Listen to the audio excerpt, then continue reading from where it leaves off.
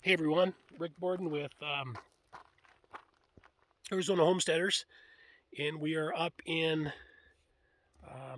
at the ranch today. Haven't been up for quite a while, and I'm got some chores that I'm going to be doing. I brought up 13 buckets. I'm going to fill with the soil you see along down by the pond, down back in there, and I took about 13 loads of that. Here, let me show you. Loads of it, and it is over there in this pile. And what I've been doing is bringing this back to our urban farm that we have in town, in Scottsdale. So today I'm up doing a bunch of chores. You can see where we've, gotten into that a little bit, but we're going to get 13 more buckets into it today. And unfortunately, sometimes when we bring that back, we get the the not so good amaranth that can go kind of wild. But nonetheless, it's great soil. We're going to mix it up. We're going to make our own for our raised beds that we're doing. I have 4 more raised beds at home that I'm going to amend with this soil. And all of that soil came from down on the pond down there. We had a front end loader bring up, like I said, about 13 loads, and I've been chipping away at it. We've amended about an acre, 3/4 of an acre to an acre over here. This whole area has been scraped and drug with big teeth and has all of that pond soil mixed into it. And right around there, around that tree is the road that goes out to the property. But this front side here that abuts or joins the road is all amended, and the natural grasses are already growing back. So I'm just really pleased with the rejuvenation that this soil is just, it's so organic naturally. It is going to be just an absolute blessing to work this land. And speaking, that's why I'm up here today. Excuse me. I get to do a lot of really neat chores today, and I'm excited to do this and walk around, check the fences, check signs, pick up our trail cam that we have for security, as well as just to kind of see what happens when we're not around. I'm really excited. I'm anticipating, I'm hoping to, maybe to see some open range cows. I think I know there's jackrabbits here. I believe that there's a fairly good sized cat, whether it's a feral cat. I'm guessing a bobcat, based on the size of the footprints in the stride. It was down in the wash. I saw those tracks. Deer. I'm not sure if we're at the area where we would see elk, but we're at 6,400 elevation, and people. Just see what happens while we're gone. Our little eyes and ears set based on motion. So we'll update you with that footage later on. But back to the real reason we're up here. This property over my shoulder. So if you see where the pond is down here, the next 37 acres is for sale. I had the agent who looked us up, he found out who owned, and as a good agent, I must say, as a good real estate agent or broker, I'm not sure where he's at. He called. He did his homework. He did his due diligence. I love that. I do that in situations like this. It's great. Let's give the adjoining neighbor an option and let them know that this property's coming available for sale. So I'm up here today. I'm going to walk it, and I'm going to take you along with me. Let's go. I'm going to grab my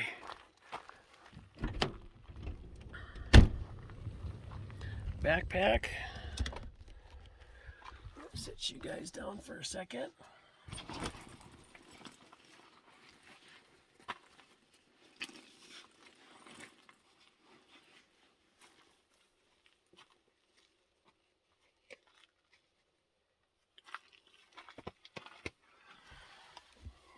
Okay, ready? Oh, there's all the buckets. 13 of them. 13 of them. All right, so this video, like the other one that I did when we first came up and we looked at this property in March of this year, March of 2022. We had been looking for property for several years, and I'll just share with you, it was a decade. We've looked down in Cochise County. I really like that area down there in Cochise County. They have an area down there.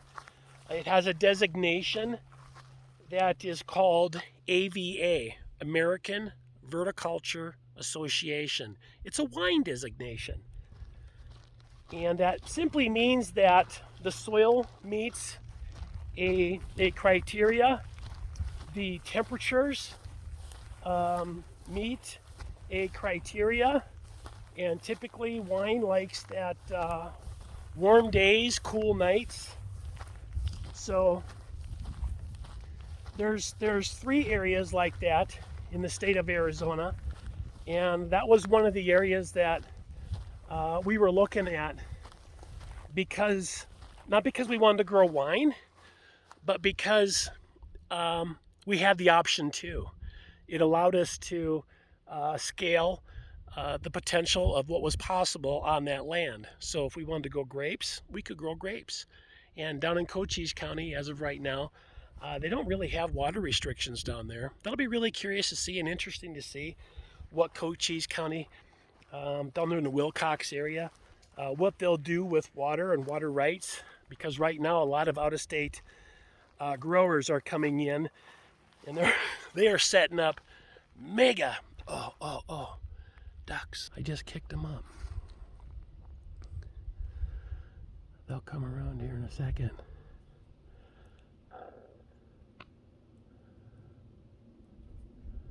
See them? That is so cool. My ducks. I love my ducks. Okay, squirrel. Sorry about that. So it's just going to be interesting to see, like everywhere else, what happens with water rights, including this body of water here.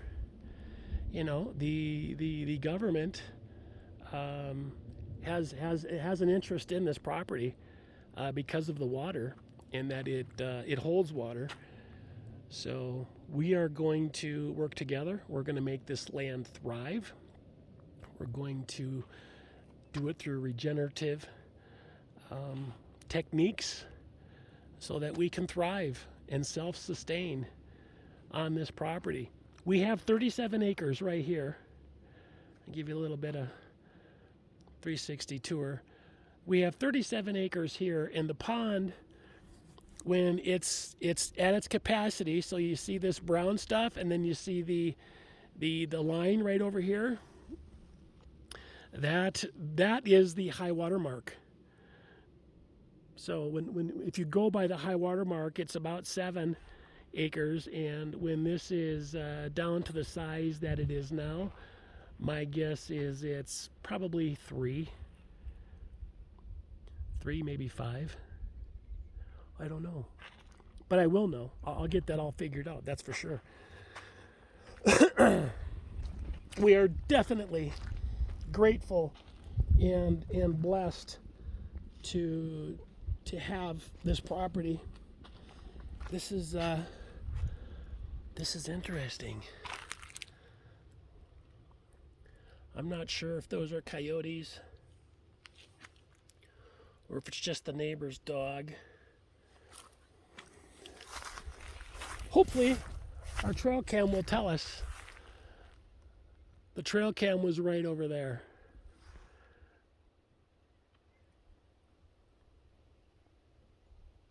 Right on that post. So this is well within its range. We'll find out. So back to what was going on there. Water is huge. Access to water is huge during these times of droughts. Being able to grow your own food, capture your own water if you can, depending on what state you live in. Certain jurisdictions have different laws governing harvesting of water. But when I got a call from this agent, and he asked, by the way, I'm walking on a cow trail. He asked if we'd be interested in the adjoining property. And I thought, well, yeah, I guess I've like literally have never walked the property. So I didn't know. But just on the other side of the pond where you see the green right there, that's where the adjoining property starts. Our fence line is right over there somewhere. There's a dilapidated fence that the cattle and cattle runners, I'm sure over time, have, trampled it down. It's not the best kind of fence. It's like cowboy and Indian fence. Oh, look at here. See that? Right there. That is jackrabbit. Those things look like people. Like a 3-foot tall person running and dodging and bolting through this terrain and these trees. You catch one out of the corner of your eye, it's something. So looking right up there, you can see high water mark, and then you'll see a fence. That's roughly where the property line is. Depending, this is something to consider when you're out looking at property. Say I'm a real estate broker. Say I'm out looking at property for the first time, and I'm previewing it, or I'm with clients, and what are we looking for? Well, we're looking signs of ownership, signs of intentional boundaries and borders, and fences are one way to do it. But what's important to know and understand and realize in these environments is, in this area, this development, there's a 50-foot setback from the property line. And that is for the open range and the cattle. Open range and the cattle. So I just wanted to walk you down to the end of the property and do a little update with me.